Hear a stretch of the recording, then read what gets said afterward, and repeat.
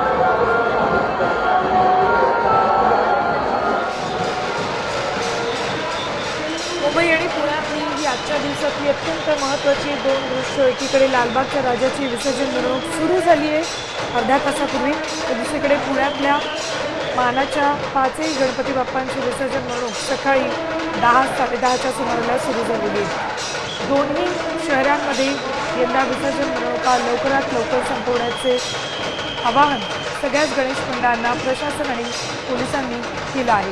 तर दोन्हीकडचं आणखी एक वैशिष्ट्य म्हणजे AI तंत्रज्ञानाद्वारे गर्दीचं नियंत्रण, विसर्जन मिरवणुकांचं नियोजन केलं जाते. CCTVच्या माध्यमातून गर्दीवर लक्ष ठेवलं जातं.